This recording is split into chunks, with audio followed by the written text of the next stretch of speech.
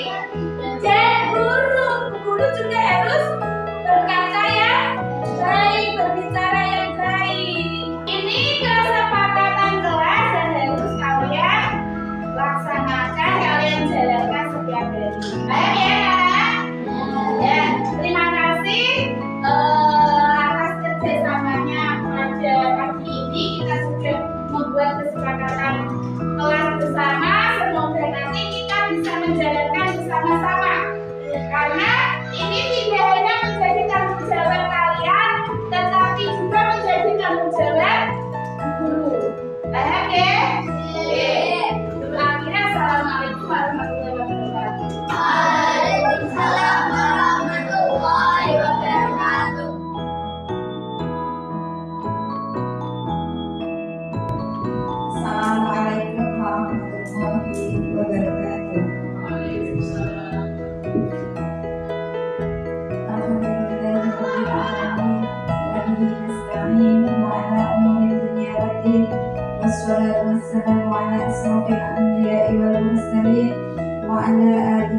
wasahbihi ajma'in.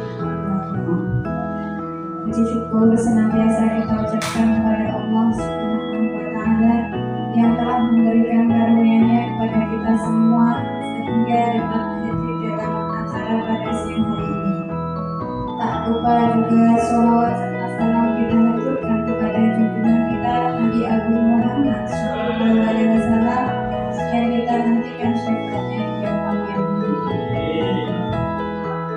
Yang kami hormati Bapak Suprapto SPD selaku Kepala Sekolah SD Negeri 2, yang saya hormati semua Dewan Guru dan peserta yang hadir pada siang hari ini. Terima kasih saya ucapkan kepada Bapak Ibu yang sudah berkenan pada siang hari ini untuk menghadiri acara. Adapun pada kesempatan ini saya selaku moderator dalam acara seri berbagi aksi nyata budaya positif pada siang hari ini akan membacakan susunan acara. Adapun susunan acara yang akan kita lewati bersama adalah sebagai berikut. Pertama, pembukaan. Yang kedua, menyanyikan lagu Indonesia Raya. Yang ketiga, sambutan oleh Bapak Kepala Sekolah. Yang keempat, penyampaian seri berbagi aksi nyata budaya positif. Yang kelima, penutup. Untuk membuka acara pada siang hari ini adalah kita membaca bacaan basmalah bersama-sama. Bismillahirrahmanirrahim. Terima kasih. Untuk selanjutnya menyanyikan lagu Indonesia Raya. Hadirin dimohon berdiri.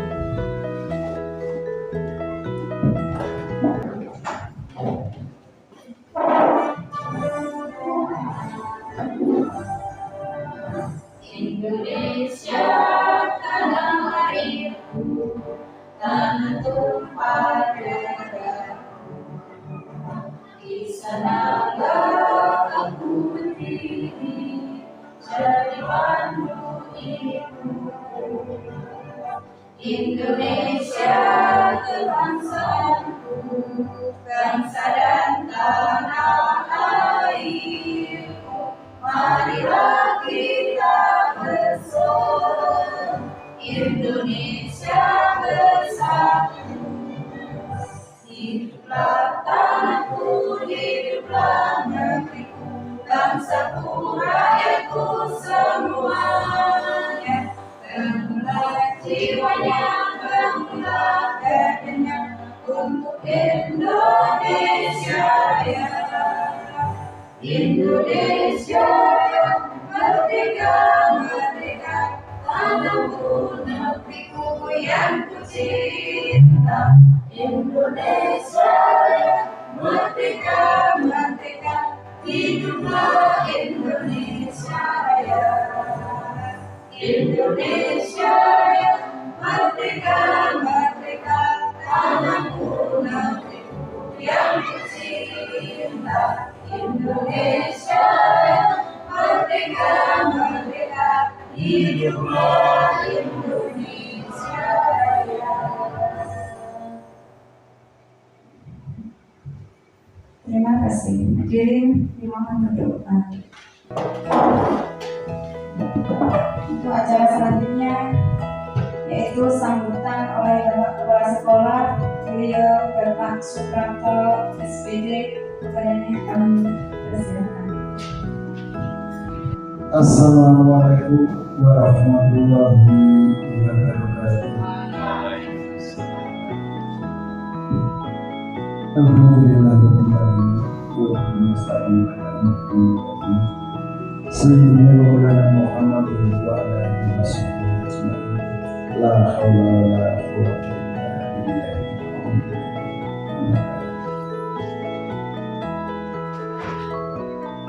Bapak dan Ibu Guru SD Negeri 2 serta para tamu undangan yang saya hormati. Marilah kita senantiasa panjatkan puji dan puji syukur kehadirat Allah Subhanahu wa Ta'ala atas riba hormat itu dan inayahnya dengan membantu iman Islam serta rahmat sehat walafiat, sehingga pada siang hari ini kita masih diberi kesempatan dapat berkumpul di ruangan ini dengan tidak ada halangan suatu apapun. Salawat serta salam kita turunkan kepada junjungan kita Nabi Agung Muhammad Rasulullah SAW yang senantiasa kita nantikan syafaatnya di dunia wal akhirah. Amin Allahumma amin. Bapak dan Ibu guru, saudara hadirin yang saya hormati, di sini saya memberikan sambutan dalam kegiatan diseminasi, yaitu saya berbagi aksi nyata budaya positif. Jadi untuk membangun budaya positif di lingkungan sekolah kita ini. Ini dalam rangka untuk kegiatan calon guru penggerak yang dilaksanakan oleh Bu Fatimatus Yahil SPDSD. Oleh karena itu, nanti segala kegiatan akan dilaksanakan dan dipandu oleh beliau. Semoga acara ini bisa berjalan dengan lancar dan bisa mendapatkan hasil sesuai yang kita harapkan, terutama demi kemajuan pendidikan di sekolah kita. Bapak dan Ibu yang saya hormati, untuk itu dengan semangat kita dan rekan-rekan kita yang sudah menjadi calon penggerak ini akan menambah kemajuan di sekolah kita ini, sehingga kelak dengan ilmu yang beliau miliki ini nanti akan diharapkan pendidikan ini akan dapat lebih maju dan dapat menggantikan para generasi yang sudah tua, dan ini akan digantikan oleh generasi yang muda-muda yang lebih bersemangat, yang berkompeten dan ahli IT dan berbakat semua. Oleh karena itu kita kalau ada kegiatan saling membantu, saling berbagi untuk pelaksananya kegiatan ini biar lancar semua, dan insya Allah sesuai yang diharapkan nanti sampai selesai bisa lolos dengan predikat yang sangat baik dan telah bisa digunakan sebagaimana pastinya. Saya kira cukup sekian sambutan dari saya. Waktu yang sebelumnya saya serahkan kepada pengarah acara. Terima kasih. Saya akhiri. Wassalamualaikum warahmatullahi wabarakatuh.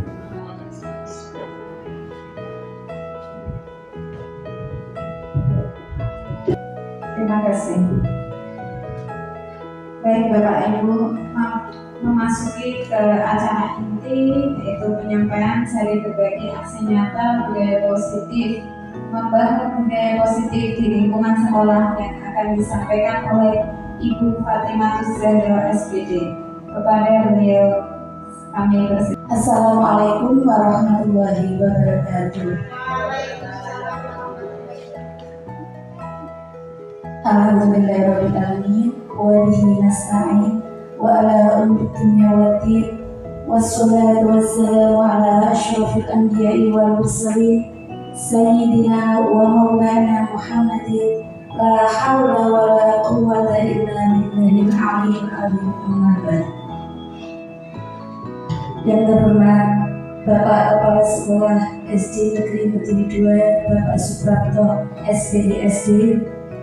Yang terhormat Bapak Ibu Guru SD Negeri Betini 2. Puji syukur kehadirat Allah Subhanahu wa Ta'ala yang mana telah memberikan kita kesehatan sehingga kita dapat berkumpul dan menghadiri acara seri berbagi aksi nyata budaya positif untuk membangun budaya positif di lingkungan sekolah. Sholawat serta salam tetap kita curahkan ke junjungan Nabi Muhammad SAW yang mana kita nantikan syafaatnya besok di yaumul kiamat. Amin Allahumma amin. Bapak Ibu yang saya hormati, pada kesempatan kali ini saya akan berbagi aksi nyata budaya positif untuk membangun budaya positif di lingkungan sekolah. Sebelum kita memasuki materi budaya positif, kita sekilas mengingat kembali tentang Bapak Ki Hajar Dewantoro. Bapak Ki Hajar Dewantoro itu siapa, Bapak Ibu? Siapa, Bu? Iya, Bapak Pendidikan dan Agama Indonesia. Beliau sangat luar biasa, dari ilmu-ilmu beliau itu sangat luar biasa, Bapak Ibu.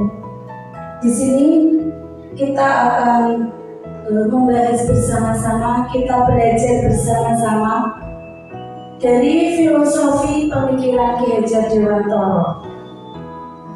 Filosofi pemikiran Ki Hajar Dewantoro, menurut Ki Hajar Dewantoro, tujuan pendidikan adalah menuntut segala kekuatan kodrat yang ada pada anak agar mereka dapat mencapai keselamatan dan kebahagiaan yang setinggi-tingginya, baik sebagai manusia maupun sebagai anggota masyarakat. Di sini kita sebagai guru itu harus menuntun, Bapak Ibu, bukan menuntut. Tapi biasanya yang dulu-dulu kita itu menuntut ya. Anak dituntut untuk mendapatkan nilai yang bagus, anak dituntut untuk mempunyai perilaku yang bagus. Jadi setelah kita mempelajari filosofi pemikiran Ki Hajar Dewantoro ini, seorang guru itu harus menuntun. Menuntun di sini kekuatan kodrat itu ada dua, kodrat alam dan kodrat zaman. Kodrat alam itu kira-kira apa, Bapak Ibu? Bu Zuni silakan bisa menjawab. Kodrat alam itu apa? Kalau menurut saya, kodrat alam itu adalah kondisi apa sejak lahir yang dipengaruhi kultur, budaya, dan lingkungan tempat anak itu berada. Ya, terima kasih Bu Zuni. Ya, kodrat alam itu pada intinya itu anak itu kita tuntun sesuai dengan kondisi alam atau kondisi sekitar lingkungan di sekolah ini. Kalau kondisi di sekolah seperti ini di pedesaan, kita harus bisa menyesuaikan. Cara menuntun kita itu sesuai dengan keadaan anak. Itu yang dinamakan kodrat alam. Sedangkan kodrat zaman, kalau kodrat zaman kira-kira apa, Bapak Ibu? Kodrat zaman adalah hubungan yang selalu terjadi dari waktu ke waktu. Ya, terima kasih. Ya, terima kasih Pak Wanto. Ya, benar ya yang dikatakan Pak Wanto, kodrat zaman itu sesuai dengan zaman sekarang dari waktu ke waktu. Kalau dulu zamannya belum ada yang namanya gadget ya Pak. Sekarang sudah kemajuan zaman, kita menurut anak itu juga disesuaikan.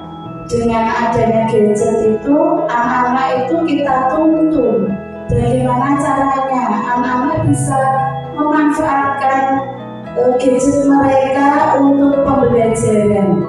Itu yang dari filosofi pemikiran Ki Hajar Dewantara. 3 semboyan Ki Hajar Dewantara yaitu yang sudah tidak asing di telinga kita ya Bapak Ibu. Ing ngarsa sumtulodo, ing madya manokarsa, tuturi handayani. Ya, sebagai guru kita harus bisa menjadi ing ngarsa sumtulodo, di depan menjadi teladan. Kita harus bisa memberikan teladan yang baik. Seperti contoh, kita itu dinilai sama anak didik kita, sama murid-murid kita, dari perilaku kita, dari cara kita berbicara, itu kita dinilai. Dan dari penilaian anak-anak itu akan dijadikan contoh bagi diri mereka dalam kehidupannya. Bahkan tidak hanya di sekolah, tetapi juga kehidupan di keluarga maupun di masyarakat. Itu makanya kita sebagai guru harus bisa memberikan teladan yang baik. Itu dalam hal perilaku. Di dalam hal pembelajaran, kita juga harus bisa memberikan teladan yang baik, yaitu kita memberikan pembelajaran sesuai dengan materi yang ada pada hari itu. Karena biasanya anak-anak, terutama di SD itu, kalau pada hari Senin pelajarannya matematika, itu pasti dikasih pelajaran bahasa Indonesia, mau apa tidak Bu? Oh iya, tidak mau ya, pasti anak-anak, Bu pelajarannya nggak bahasa Indonesia gitu ya. Iya. Sebagai guru, kita harus juga bisa menjadi emadyo manokarso. Di tengah kita membangun semangat anak-anak dalam belajar, semangat anak-anak dalam berperilaku yang baik. Itu harus kita terapkan dalam pembelajaran sehari-hari. Yang ketiga, tuturi handayani. Di belakang memberikan dorongan dalam arti ini itu kita harus bisa membangunkan semangat, juga seperti itu dorongannya. Kita seumpama ada PR, ada tugas, kita ingatkan anak-anak itu supaya mereka mengerjakan tugas dari kita memberikan semangat agar mereka segera mengerjakan tugas dari kita. Semangat untuk berperilaku baik itu juga harus kita selalu memberikan dorongan. Kita contohnya seumpama hari Senin itu ada upacara bendera di mana anak-anak harus memakai seragam atau atribut pada hari itu, merah putih, baju merah putih, memakai dasi topi, bersepatu lengkap. Itu harus kita selalu mengingatkan dan kita memberikan dorongan supaya anak-anak itu tetap memakai apa yang harus anak-anak pakai pada hari itu untuk melaksanakan upacara bendera. Selanjutnya, peran guru menurut Ki Hajar Dewantara.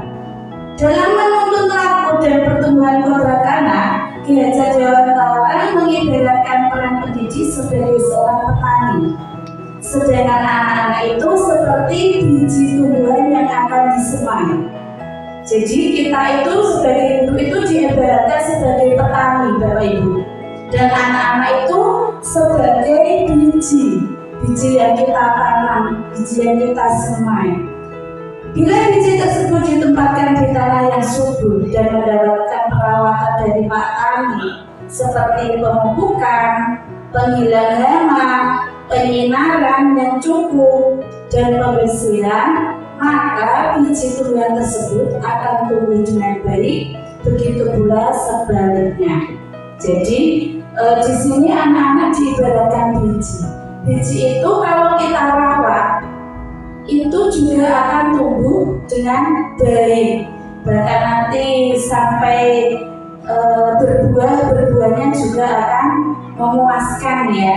Buahnya besar-besar itu kalau kita rawat dengan baik, kita beri pupuk, kita bersihkan, Begitu juga anak didik kita, murid-murid kita, apabila kita arahkan ke dalam hal yang positif, itu pasti anak didik kita juga akan berperilaku yang positif. Begitu ya Bapak Ibu ya. Ya, masih ingat ya profil pelajar Pancasila? Ada berapa Bapak Ibu? Ya, ada 6. Coba Bu Ul dibacakan. Baik, untuk profil pelajar Pancasila yang pertama, beriman, bertakwa kepada Tuhan Yang Maha Esa, dan berakhlak mulia. Yang kedua, berkebinekaan global. Yang ketiga, bergotong royong. Keempat, kreatif. Kelima, bernalar kritis. Dan keenam, mandiri. Ya, tepuk tangan untuk Bu. Ya, terima kasih Bu. Ya, profil pelajar Pancasila itu terdiri dari 6, yaitu yang pertama beriman, bertakwa kepada Tuhan Yang Maha Esa dan berakhlak mulia. Yang kedua berkebinekaan global. Yang ketiga gotong royong. Yang keempat kreatif. Yang kelima bernalar kritis. Dan yang keenam mandiri.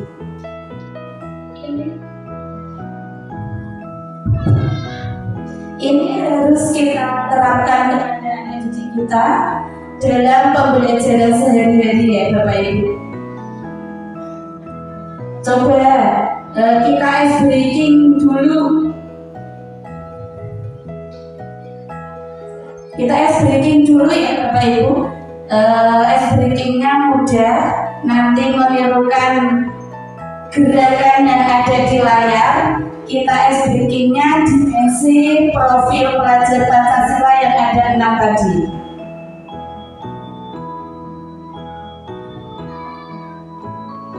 Ya, silakan berdiri semua.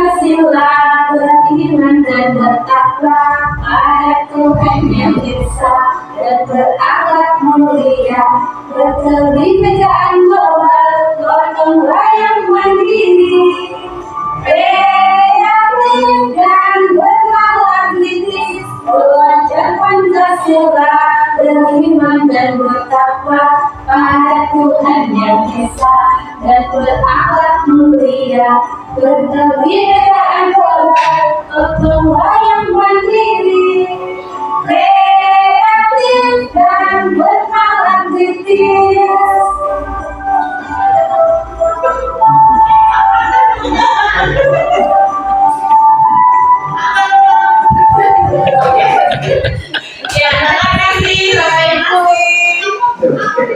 Ya, terima kasih Bapak Ibu, tepuk tangan untuk semuanya.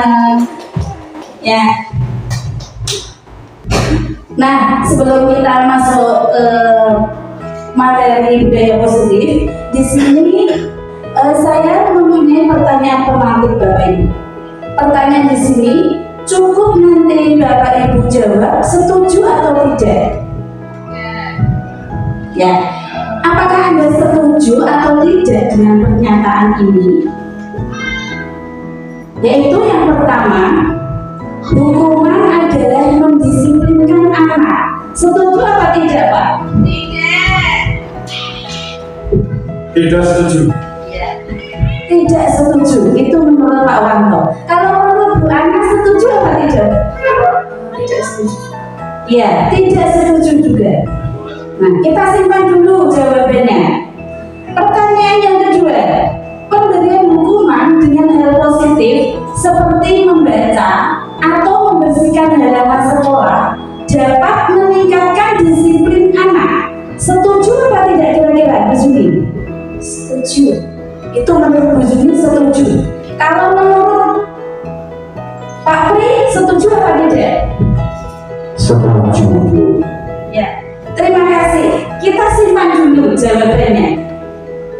Pertanyaan yang ketiga, memberi penghargaan dapat meningkatkan motivasi belajar anak. Jadi kita memberikan penghargaan itu dapat meningkatkan motivasi belajar anak. Kira-kira setuju apa tidak, Bu? Sangat setuju, Bu. Ya, sangat setuju. Itu jawaban dari Bu. Terima kasih. Dari jawaban Bapak Ibu dari 3 pertanyaan pemain tadi, kita simpan terlebih dahulu. Nanti kita bisa menyimpulkan setelah materi budaya positif kita bahas bersama-sama. Kita belajar bersama-sama demi kemajuan di sekolah kita, membangun budaya positif di lingkungan sekolah kita. Begitu ya Bapak Ibu. Nah, ini materi kita pada siang hari ini, yaitu budaya positif. Di dalam materi ini nanti ada 7 topik yang akan kita bahas. Yang pertama yaitu perubahan paradigma belajar. Yang kedua disiplin positif. Yang ketiga motivasi perilaku manusia. Yang keempat kebutuhan dasar manusia. Yang kelima posisi kontrol guru. Yang keenam keyakinan kelas. Dan yang ketujuh segitiga restitusi. Dari ke-7 topik ini nanti yang kita bahas, kira-kira yang sudah pernah Bapak Ibu dengar, sudah Bapak Ibu tahu, itu kira-kira yang nomor berapa Bapak Ibu? Dari 7 topik yang akan kita bahas ini. Keyakinan kelas, ya Bu sudah pernah mendengar, bahkan mungkin sudah dijalankan di kelasnya ya. Mungkin topik yang lain, disiplin positif, itu mungkin sudah kita laksanakan selama ini. Mungkin istilahnya saja yang berbeda. Ya. Untuk membangun budaya yang positif, sekolah perlu menyediakan lingkungan yang positif, aman dan nyaman, agar murid-murid mampu berpikir, bertindak, dan mencipta dengan merdeka, mandiri, dan bertanggung jawab. Salah satu strategi yang perlu ditinjau ulang adalah bentuk disiplin yang dijalankan selama ini di sekolah kita, ya, terutama di sekolah kita. Nah, sebelum kita membahas yang pertama paradigma tadi, topik yang pertama, coba. Ini saya mempunyai kegiatan cobalah buka. Judulnya cobalah buka. Itu ada gambar apa Bapak Ibu? Iya, tangan mengepal. Di sini instruksinya, Anda dan teman Anda akan melakukan kegiatan cobalah buka. Tugas Anda adalah mengepalkan salah satu tangan Anda. Coba Anda bayangkan bahwa Anda menyimpan sesuatu yang sangat berharga di dalam kepalan tangan Anda. Anda perlu menjaga benda tersebut sekuat tenaga, ya, sekuat tenaga Anda. Karena begitu pentingnya untuk kehidupan Anda. Tugas rekan Anda adalah mencoba dengan segala cara untuk membuka kepala tangan Anda. Teman Anda boleh membujuk, menggaji, menggoda, bahkan mengawali Anda dengan uang agar Anda bersedia membuka kepala tangan Anda. Coba Bapak Ibu, semuanya membayangkan di dalam kepala tangan Bapak Ibu ini, di dalam kepala tangan Bapak Ibu ini ada barang yang berharga. Bahkan orang lain itu tidak boleh memilikinya, hanya Anda yang memilikinya. Ya. Terus coba Bu Ul maju sama Bu Zuni. Ayo Bu Ul maju. Nah, coba Bu Zuni nanti yang mengepal Bu Ul. Nanti yang Bu Ul menjadi teman boleh membujuk,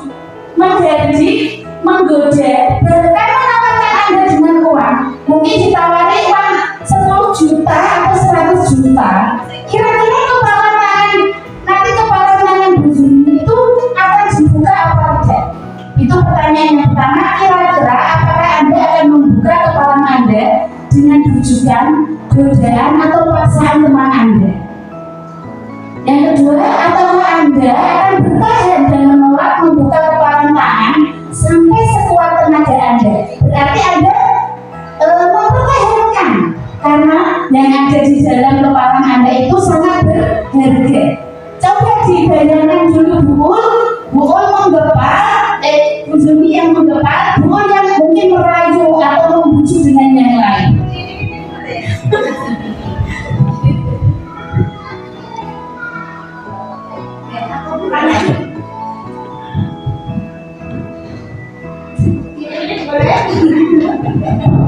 Ayo buka pilih, tak kasih uang 10 juta.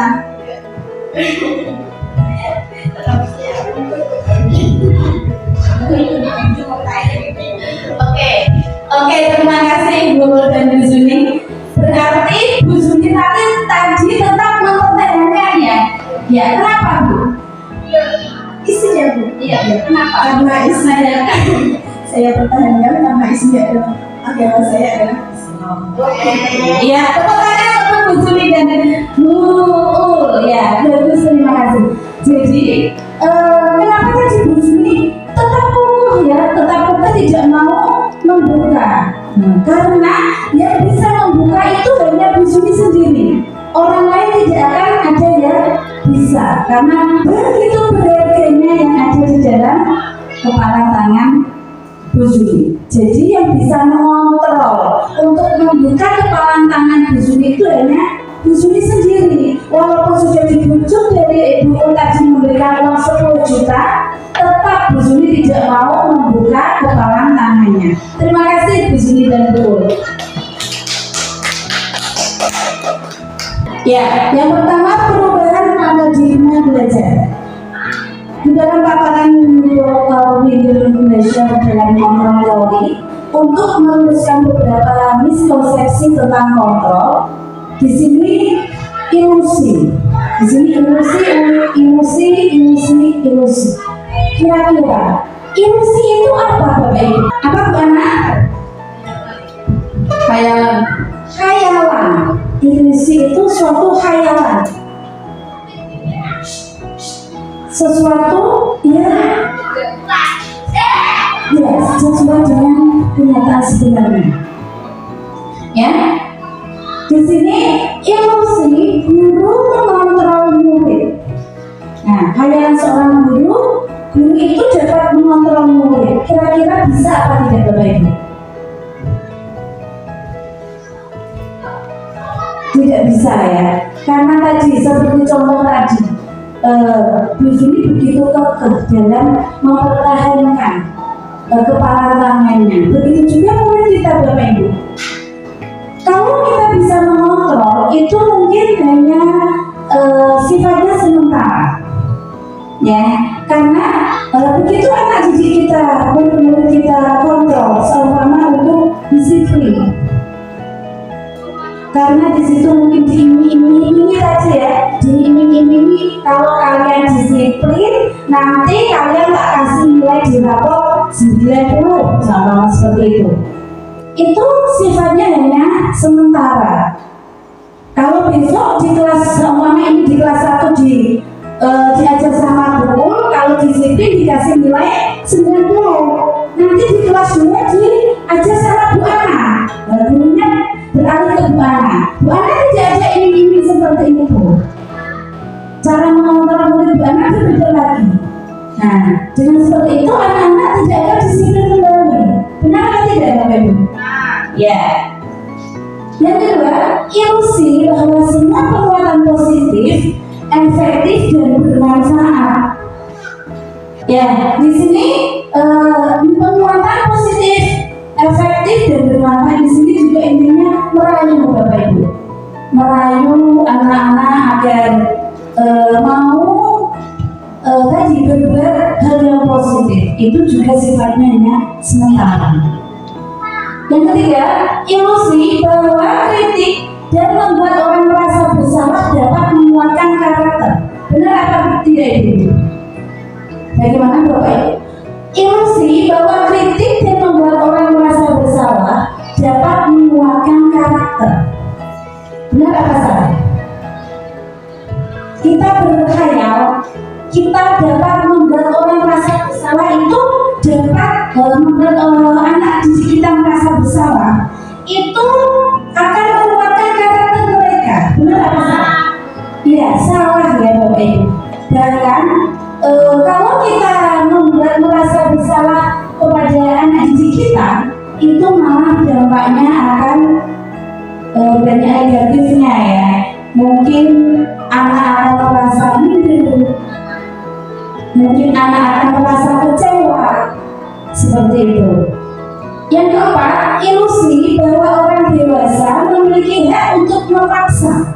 Benar apa salah? Salah ya. Orang lain itu tidak bisa memaksa kita kalau kita tidak mempunyai kehendak untuk menjalankannya, seperti itu. Nah, ini stimulus respon dari kontrol pandangan tentang dunia. Stimulus respon tentang dunia, realita kebutuhan kita sama. Yang benar itu realitas kebutuhan kita berbeda, karena satu anak dengan anak yang lain itu berbeda. Semua orang melihat hal yang sama.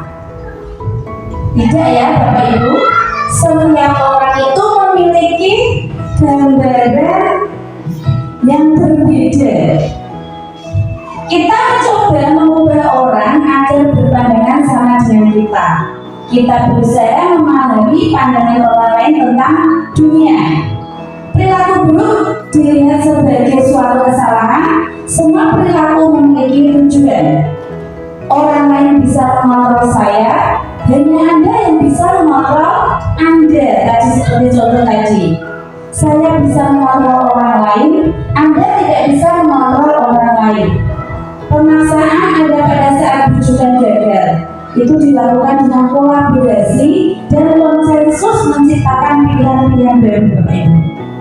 Model berpikir menang kalah, dan yang paling penting ini model berpikir menang-menang.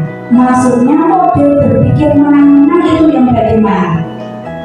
Model berpikir yang menang-menang itu tidak ada pihak yang dirugikan Bapak Ibu.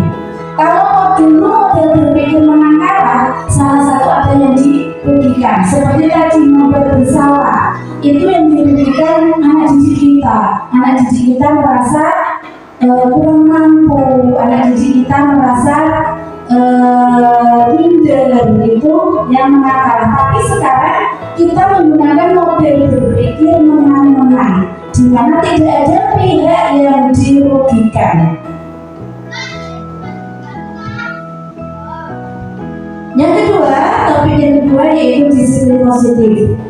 Makna kata disiplin, kebanyakan orang akan menghubungkan kata disiplin dengan tertib, teratur, dan kepatuhan pada peraturan. Kata disiplin juga sering dihubungkan dengan hukuman, padahal itu sungguh berbeda. Karena belajar tentang disiplin positif tidak harus dengan memberi hukuman. Justru itu adalah salah satu alternatif terakhir, dan kalau perlu tidak digunakan sama sekali yang namanya hukuman. Ya Bapak Ibu, mari kita sama-sama merubah paradigma kita ke dalam disiplin positif ini. Sebisa mungkin kita tidak boleh memberikan hukuman kepada anak yang bersalah, anak yang melanggar keyakinan kelas kita, ya. Saja pertama menyatakan bahwa untuk mencapai kemerdekaan atau dalam konteks pendidikan kita saat ini, untuk menciptakan murid yang merdeka, syarat utamanya adalah harus ada disiplin yang kuat. Disiplin yang dimaksud adalah disiplin diri dan memiliki motivasi internal atau intrinsik. Jadi motivasinya itu dari dalam hati Bapak Ibu, dan bukan dari tadi, bukan diiming-imingi, bukan karena diiming-imingi, bukan karena nanti kalau naik kelas akan mendapatkan hadiah dari Bapak Ibu, pun tidak. Tapi motivasinya harus dari dalam hati mereka, dari diri mereka, motivasi internal mereka. Ya, contoh disiplin positif yang sudah ada di kelas di sekolah kita ya Bapak Ibu, yaitu pembiasaan saling sapa, salam sopan dan santun di depan gerbang sekolah yang setiap hari kita laksanakan. Yang kedua, pembiasaan membaca Asmaul Husna bersama-sama. Yang ketiga, pembiasaan berdoa sebelum dan sesudah pembelajaran. Yang keempat, pembiasaan sholat duhur dan sholat duha dan sholat duhur berjamaah. Yang kelima, pembiasaan Jumat bersih. Yang keenam, pelaksanaan upacara bendera tiap hari Senin. Dan masih banyak ya disiplin positif yang ada di sekolah kita. Ini hanya sebatas contoh. Nah, ini contoh video yang sudah saya praktekkan di kelas saya. Mungkin nanti bisa membuat contoh bagi Bapak Ibu guru. Pembiasaan saling sapa, salam sopan dan santun sebelum masuk kelas. Maaf videonya muter-muter. Yang ketiga, motivasi perilaku manusia.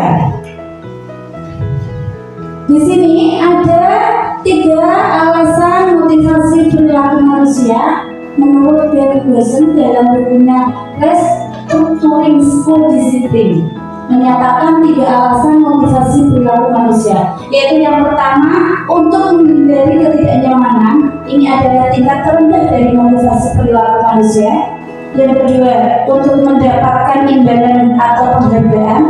Yang ketiga, untuk menjadi orang yang mereka inginkan dan menghargai diri sendiri dengan nilai-nilai yang mereka percaya. Inilah yang disebut motivasi intrinsik atau motivasi internal tadi. Teori motivasi perilaku manusia yaitu yang pertama tadi, untuk menghindari ketidaknyamanan atau hukuman. Itu termasuk motivasi eksternal ya, karena untuk menghindari supaya aku berangkat pagi, tidak mau telat nanti, karena kalau telat akan dihukum sama Bapak Ibu guru. Itu motivasi eksternal. Yang kedua, untuk mendapatkan imbalan dari orang lain. Apa yang akan saya dapatkan apabila saya melakukannya?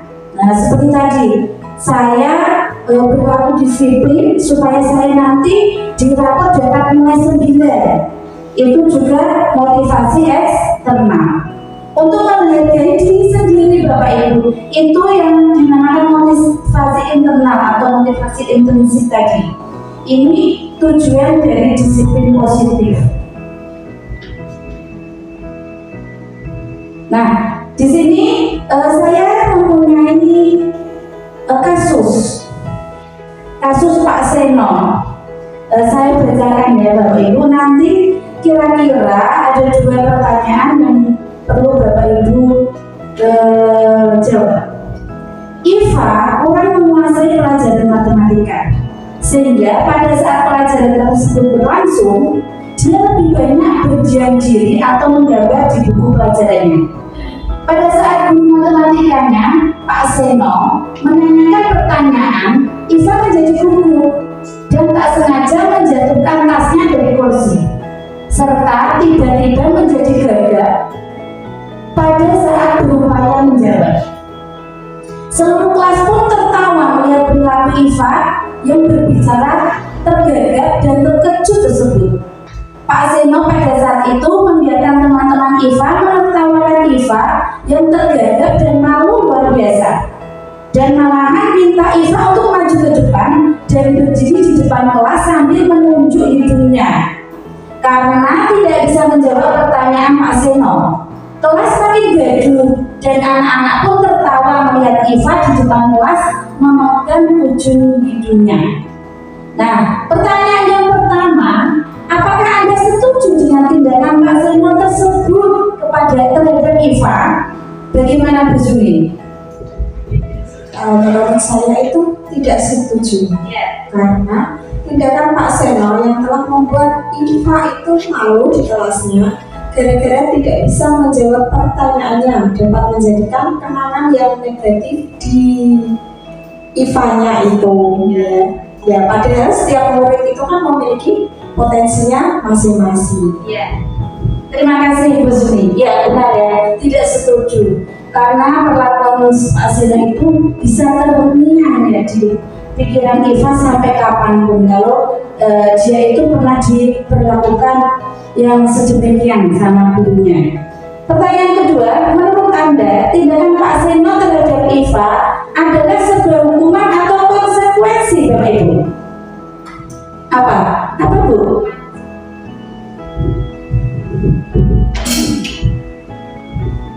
Menurut saya itu tindakan Pak Seno adalah sebuah hukuman karena sebelum tidak ada kesepakatan. Iya bagus, terima kasih Bu Ana. Ya, itu suatu hukuman karena sebelum pembelajaran itu di kelas Pak Seno belum ada kesepakatan kelasnya. Kalau tidak mengerjakan tugas akan mendapatkan hukuman yang seperti dilakukan Pak Seno, seperti itu ya. Yang keempat, kebutuhan dasar manusia. Topik kita yang keempat yaitu tadi kebutuhan dasar manusia. Di sini saya mempunyai kasus kembali Bapak Ibu. Ibu Amalia, wali kelas 2 di SD Pelita Yati, sedang bingung menghadapi ulah salah satu murid di kelasnya, yaitu Ferry. Beberapa anak di kelas 2 telah datang padanya dan mengeluh Ferry yang sering meminta bekal makan siang mereka dengan paksa. Jika Anda menghadapi situasi seperti Ibu Amalia, apa yang akan Anda lakukan?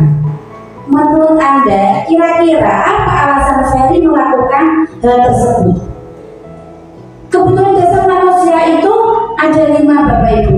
Yang pertama itu bertahan hidup, yang kedua cinta dan kasih sayang atau kebutuhan untuk diterima, yang ketiga penguasaan atau kebutuhan pengakuan atas kemampuan, yang keempat kebebasan atau kebutuhan akan dipilih, yang kelima kesenangan atau kebutuhan untuk merasa senang. Dari kasusnya yang ada di layar tadi, Ferry atau Ibu Amalia tadi ya, jika Anda menghadapi situasi seperti Ibu Amalia, apa yang akan Anda lakukan? Apakah akan memanggil Ferry atau bagaimana? Gimana Bu?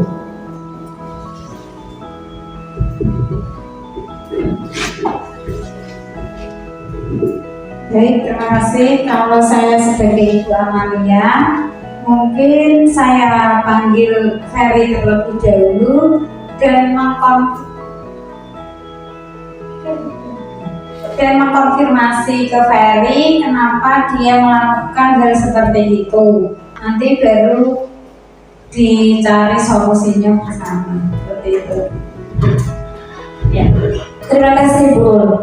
Ya, itu salah satu strategi kita menghadapi kasus seperti ini. Menurut Bu tadi kita memanggil Ferry dan mengkonfirmasi Ferry itu kenapa Ferry berbuat seperti itu. Terus menurut Anda, kira-kira apa alasan Ferry melakukan hal tersebut? Karena lapar, bisa ya, bisa karena lapar. Mungkin karena Ferry pengen diperhatikan. Tadi sesuai dengan kebutuhan dasar manusia tadi. Karena lapar tadi mungkin karena bertahan hidup ya. Dalam kasus Ferry tersebut, apabila jawaban Ferry ketika ditanya oleh Ibu Amalia adalah karena ia lapar dan orang tuanya tidak membawakannya bekal makan siang, maka kebutuhan dasar yang sedang berusaha dipenuhi oleh Ferry adalah kebutuhan untuk bertahan hidup. Kalau jawaban dari Ferry itu alasannya mengambil bekal temannya karena ia merasa senang, temannya jadi memperhatikannya, ketika teman melaporkan tindakannya itu pada gurunya dan gurunya memberitahukan orang tuanya sehingga orang tuanya jadi memperhatikan dia, maka kebutuhan Ferry adalah kebutuhan akan cinta dan kasih sayang. Mungkin Ferry kalau di rumah kurang kasih sayang seperti itu, makanya membuat kasus supaya orang tuanya dipanggil dan nanti Ferry lebih diperhatikan orang tuanya seperti itu. Kebutuhan penguasaan Dalam kasus tersebut, apabila Ferry dia merasa hebat karena temannya jadi takut dengan dia dan menuruti keinginannya, maka sebetulnya Ferry sedang berusaha memenuhi kebutuhan dasarnya akan kekuasaan. Nah, jadi ada anak seperti itu ya. Itu berarti mereka itu ingin menguasai, mungkin seperti itu. Kebutuhan kebebasan. Apabila jawaban Ferry dalam kasus di atas adalah bahwa dia bosan dengan bekal makanan yang dibawakan ibunya dari rumah, karena ibunya selalu membawakan bekal yang sama. Oleh karena itu dia ingin mencoba makanan teman-temannya dan beraneka ragam. Maka Ferry sedang berusaha memenuhi kebutuhan akan kebebasan. Selanjutnya, dalam kasus tersebut, bila Ferry menjawab bahwa ia melakukannya karena iseng saja dan ia menikmati ekspresi wajah teman-temannya yang kesal karena diambil makanannya, itu lucu, menurut Ferry lucu, maka berarti Ferry sedang berusaha memenuhi kebutuhannya akan kesenangan. Jadi dalam sebuah kasus itu kita harus bisa menyimpulkan bahwa anak ini itu sebenarnya kurang dalam mungkin kurang dari kasih sayang tadi atau kebutuhan hidup yang lain. Itu harus kita cari dulu sebelum kita mengambil keputusannya. Ya, topik kita yang kelima yaitu posisi kontrol guru. Posisi kontrol guru di sini juga ada 5, Bapak Ibu, yaitu sebagai pendukung. Seorang pendukung bisa menggunakan dukungan fisik maupun verbal. Yang kedua, membuat orang merasa bersalah. Pada posisi ini biasanya guru akan bersuara lebih lembut. Yang ketiga, posisi sebagai teman. Guru pada posisi ini tidak akan menyakiti murid, namun akan tetap berupaya mengontrol murid melalui persuasi. Yang keempat, monitor atau pemantau. Ya, posisi guru sebagai pemantau, yaitu memonitor, berarti mengawasi. Pada saat ini mengawasi, kita bertanggung jawab atas perilaku orang-orang yang kita awasi. Yang kelima, yaitu posisi guru sebagai manajer. Posisi yang terakhir ini, manajer, adalah posisi mentor di mana guru berbuat sesuatu bersama, mempersilahkan murid mempertanggungjawabkan perilakunya, mendukung murid agar dapat menemukan solusi atas permasalahannya sendiri. Nah, dari 5 posisi kontrol guru ini, kira-kira pose yang selama ini Bapak Ibu laksanakan dalam pembelajaran atau di dalam sekolah kita, Bapak Ibu guru sudah menjadi posisi yang mana? Manajer. Ya, bagus sekali kalau sudah bisa menjadi manajer. Kalau Bu Un, merasa bersama. Kalau Bu Un membuat orang merasa bersalah. Nah, di dalam posisi kontrol ini, Bapak Ibu guru, yang perlu kita rubah itu kita harus bisa mampu menjadi di posisi yang manajer, Bapak Ibu. Ya, kita pendukung juga tidak boleh. Membuat orang bersalah itu dampaknya juga anak akan menjadi minder. Anak akan terngiang, aku pernah bersalah pada Bu Ana, aku harus bagaimana? Nah, menjadi teman itu juga efeknya itu kalau menjadi teman, seumpama tadi seperti di kelas 1 sama Bu Ul. Di kelas 1 anak-anak itu merasa menjadi temannya Bu Ul. Bu Ul mengajarnya lembut, Bu Ul itu selalu memberikan perhatian. Itu waktu di kelas 1. Tapi begitu naik di kelas 2, cara mengajar gurunya itu berbeda. Tidak lagi sebagai teman, hanya sebagai memantau. Anak-anak itu akan merasa tidak diperhatikan kembali. Kalau tidak seperti itu, seumpama guru kelas 3, Bu Laila biasanya mengajarnya itu sangat lembut, sangat perhatian sama anak-anak. Pada waktu itu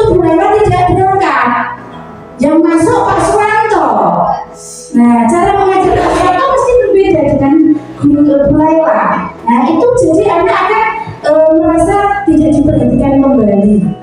Itu kalau sebagai teman. Ya, setidaknya kita sebagai guru itu sebagai pemantau, betul.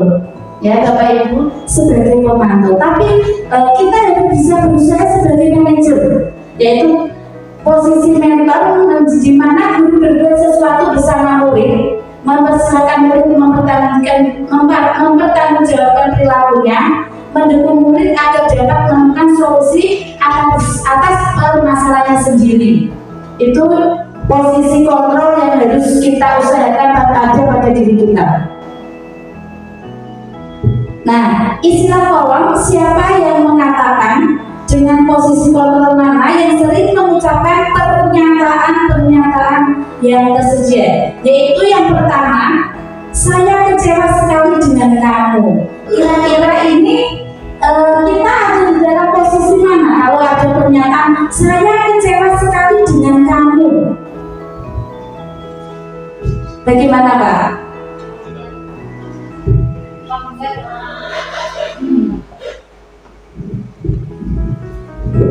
Di sini ada teman, ada membuat orang merasa bersalah, ada penghukum, ada pemantau. Kira-kira posisi kontrol yang sebagai apa? Kalau ada kalimat saya kecewa sekali dengan kamu. Membuat orang merasa bersalah. Iya. Hebat, luar biasa. Berarti Pak Slamet tadi sudah memahami ya, dari materi tadi sudah memahami. Saya kecewa sekali dengan kamu, membuat orang merasa bersalah. Iya, betul sekali.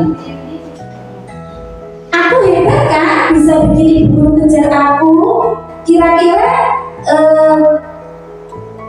kebutuhan apa yang diinginkan dari anak tersebut? Apa Bu Juni? Penguasa. Iya, bagus sekali, penguasa. Selanjutnya, aku berusaha belajar mewarnai terus di dalam kelas. Kira-kira kalau aku berusaha belajar mewarnai terus di dalam kelas, kira-kira anak itu pinginnya yang bagaimana, Bapak Ibu? Bapak? Yang bebas, Bu. Iya, bagus. Ingin kebebasan ya, bosan di dalam kelas terus, pengennya juga belajar di luar juga. Ibu kejar aku karena ibu guru sayang aku. Kira-kira apa Bapak Ibu? Ibu kejar aku karena ibu guru sayang aku. Iya, cinta dan kasih sayang ya. Anak ini pengen dikejar karena belum anak ini merasa kurang kasih sayang, makanya mencari perhatian dari gurunya. Seperti itu ya Bapak Ibu. Ya, sampai posisi kontrol ada yang ditanyakan Bapak Ibu? Ya, terima kasih.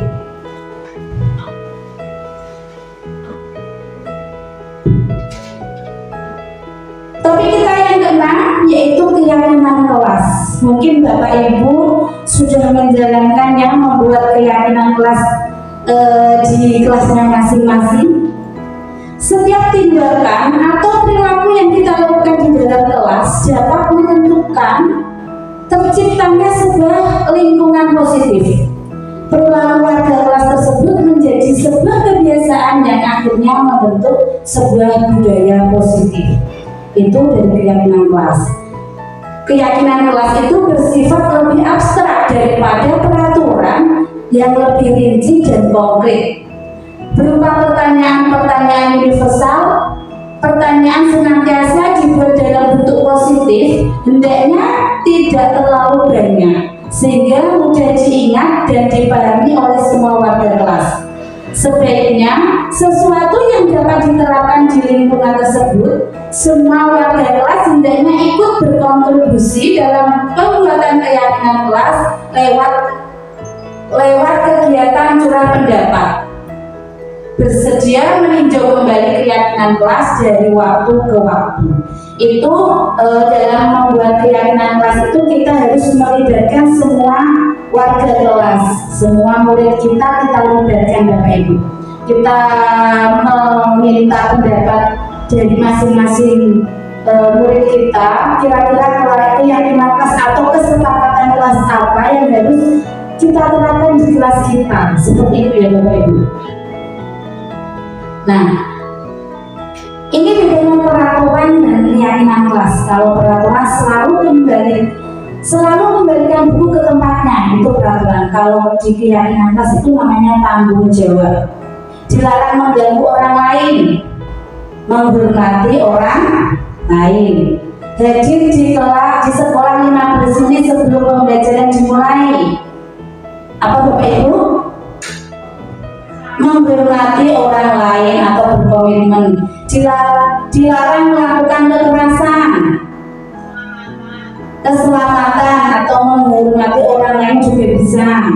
Dilarang menggunakan narkoba, kesehatan, bergantian atau menunggu giliran, menghormati orang lain atau bersabar, gunakan masker, dan keselamatan untuk kesehatan juga. Jangan berlari di kelas atau koridor. Iya, untuk keselamatan dan keamanan. Ini bedanya peraturan dan keyakinan kelas. Ini contoh kesepakatan kelas. Nah, ini kemarin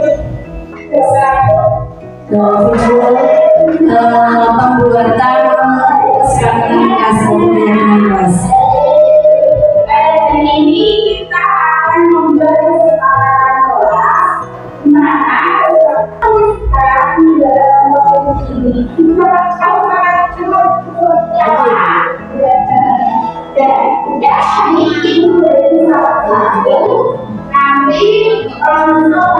ini contoh ya dalam pembuatan kesepakatan kelas. Bapak Ibu, siapa tahu nanti bisa digunakan di kelas masing-masing Bapak Ibu.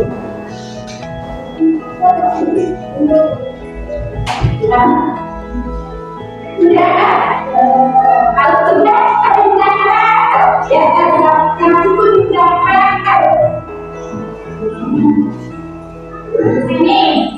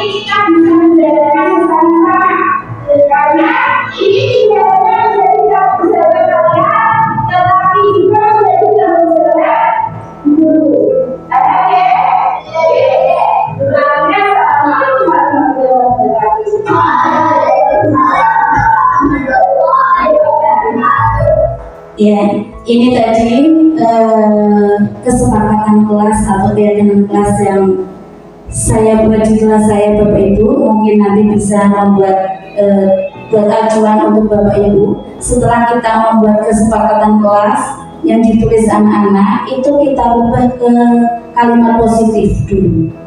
Setelah itu kita memilah kira-kira yang menjadi tugas guru dan tugas murid, tanggung jawab guru dan tanggung jawab murid, biar anak itu paham, oh tanggung jawab saya itu seperti ini, harus seperti ini, seperti itu. Paham ya Bapak Ibu? Ya, kita lanjut ke topik selanjutnya. Topik kita yang terakhir Bapak Ibu, yang ketujuh, yaitu segitiga restitusi. Sudah pernah mendengar Bapak Ibu istilah segitiga restitusi? Belum ya? Nanti setelah kita mempelajari ini bersama, itu luar biasa Bapak Ibu. Kita terapkan di anak didik kita, itu luar biasa hasilnya. Segitiga restitusi adalah proses menciptakan kondisi bagi murid untuk memperbaiki kesalahan mereka sehingga mereka bisa kembali pada kelompok mereka dengan karakter yang lebih kuat. Itu segitiga restitusi. Nah, ini yang dinamakan segitiga restitusi Bapak Ibu. Yang pertama itu kita melakukan menstabilkan identitas. Menstabilkan identitas di sini, contohnya itu setiap orang pasti pernah melakukan kesalahan. Kamu bukan satu-satunya yang pernah melakukan ini. Jadi kalau ada anak yang melakukan kesalahan, kita panggil, kita melakukan segitiga restitusi dalam bimbingan kepada murid kita. Yang pertama itu tadi menstabilkan identitas. Kita tanya terlebih dahulu, kenapa kamu melakukan kesalahan ini? Kita tanya terlebih dahulu, terus kita kuatkan Bapak Ibu. Jangan terus kita malah, kok bisa kamu seperti ini? Tidak ya, kita kuatkan, kita berikan penguatan dengan kalimat setiap orang pasti pernah melakukan kesalahan seperti itu. Atau kalau tidak, kamu bukan satu-satunya yang pernah melakukan hal ini. Kemarin teman kamu juga ada yang melakukan hal ini. Jadi kamu jangan takut, kamu jangan khawatir. Tidak hanya kamu saja yang pernah melakukan kesalahan seperti ini. Bahkan kita ibaratkan dengan diri Bapak Ibu guru sendiri. Kalau Ibu dalam posisi kamu, pasti Ibu juga akan berbuat seperti kamu. Itu yang namanya menstabilkan identitas. Yang kedua, validasi kebutuhan. Contoh kalimatnya itu, kamu tentu punya alasan mengapa melakukan ini, atau adakah cara yang lebih efektif untuk mendapatkan apa yang kamu butuhkan. Setelah kita menstabilkan identitas, kita bertanya kenapa bisa berbuat seperti ini, kita memberikan penguatan, terus kita validasi kebutuhan. Kenapa kamu melakukan kesalahan ini, seperti itu, ya. Yang terakhir itu menanyakan keyakinan.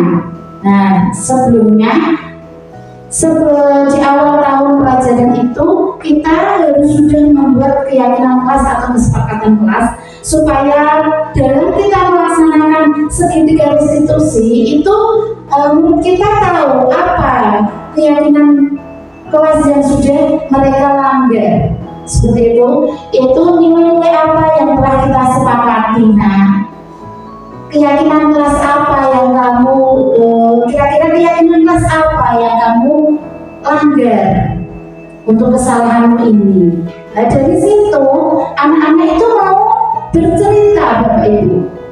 Ini dulu ya, berdasarkan bagian dasar dari segitiga restitusi, yaitu bertujuan untuk mengubah identitas anak dari orang yang gagal karena melakukan kesalahan menjadi orang yang sukses. Maksudnya gimana, Bapak Ibu?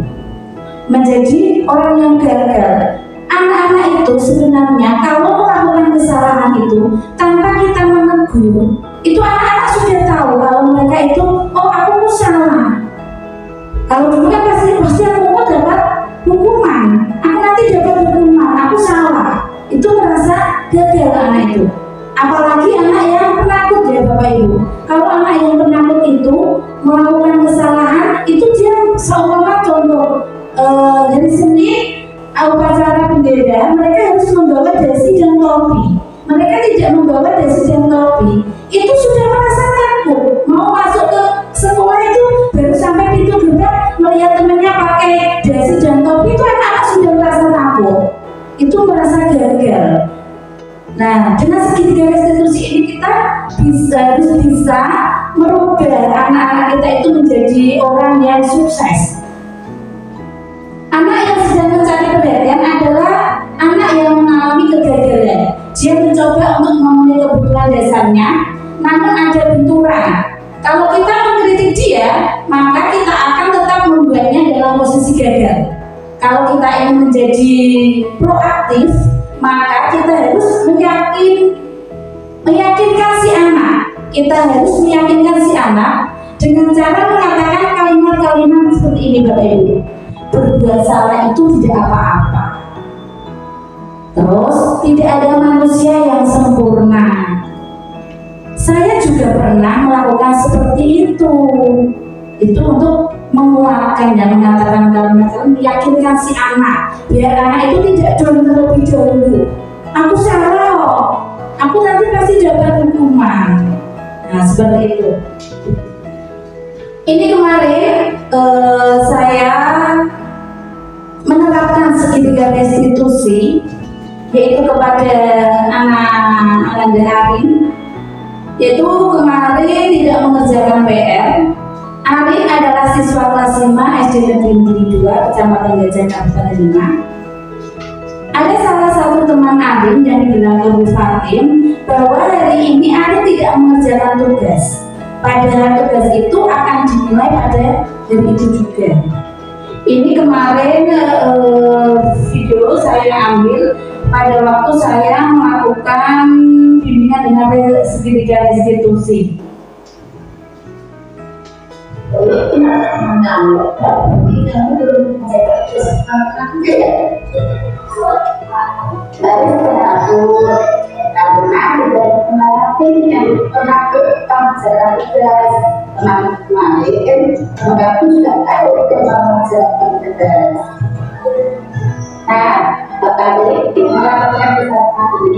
Pasti memiliki alasan kenapa.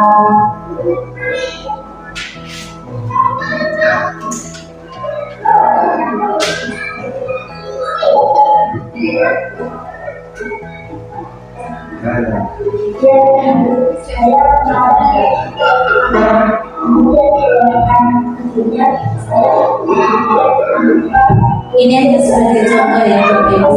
Di sini jadi ada kesalahan juga. Nah, berarti melakukan yaitu nantinya kenapa tetapi dari kesalahan berarti tidak menggunakan pekerjaan, tapi berarti melakukan keyakinan ini menanyakan keyakinan.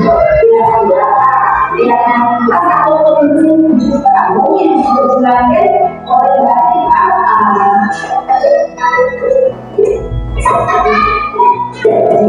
Segala sesuatu itu mungkin atau tidak berarti kalau itu mungkin nanti akan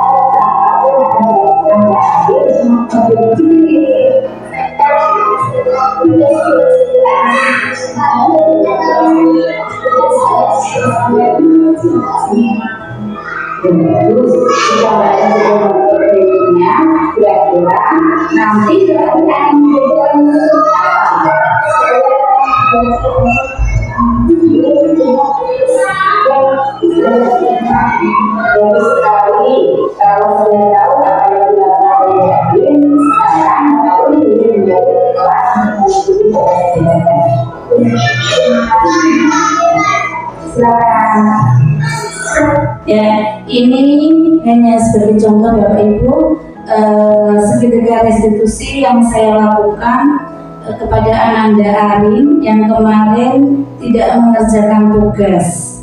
Nanti Bapak Ibu juga bisa menerapkan di kelas masing-masing apabila ada murid Bapak Ibu di kelas melakukan kesalahan, itu bisa melakukan tindakan restitusi. Begitu ya Bapak Ibu ya.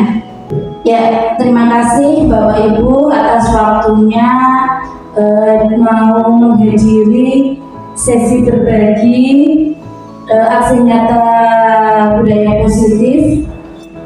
Semoga apa yang kita pelajari pada hari ini bermanfaat bagi kita semua dan dapat kita terapkan kepada anak didik kita, kepada murid-murid kita, sehingga kita dapat menerapkan budaya positif di sekolah SD Negeri Medini 2 dan kita SD Negeri Medini 2 ini bisa lebih baik dari kemarin.